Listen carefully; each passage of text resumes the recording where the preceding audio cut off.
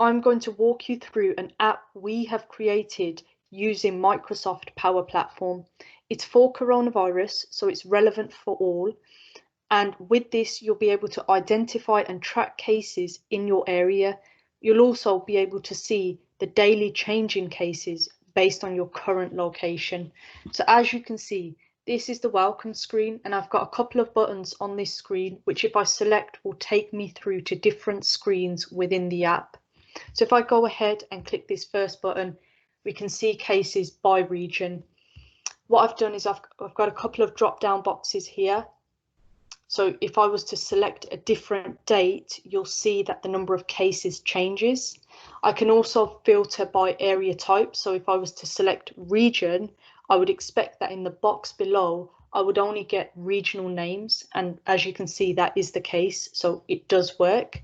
Now, for those of you who have used Power BI, you'll be familiar with this functionality, and you'll notice that it's very similar, that when you select one drop-down box, the results for the next one are automatically filtered. And we felt it was really important to have this functionality within the app, so we have included it.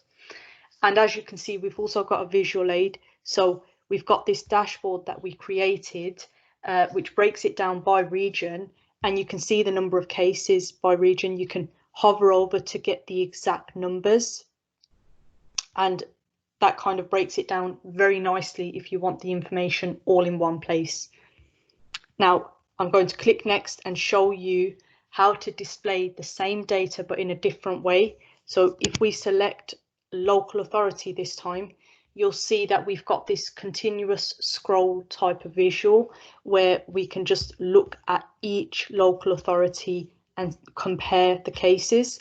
Now, this figure here is the coronavirus cases, and the figure directly beneath it represents the growth rate according to the government statistics.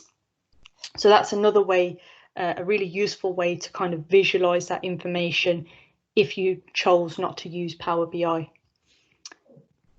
Now, if I select next, one of the main features within this app is that you can click this button and it will go ahead and get your current location, and then it will map your current location to local authority and tell you what the change in daily cases are and what the confirmed cases are within that particular area. And obviously you've got the additional filter to look at the day-on-day change as well. So it's got a lot of information just on that one screen. Now, this is connected to a flow, so that goes to get your current location. We've also got a button down here, which if you click it, it launches the NHS website, so you can go and check your symptoms as well.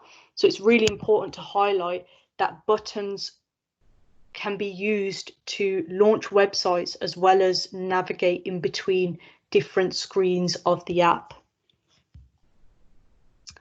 And this is another way that we've chosen to display data by current location. So we've got another dashboard here.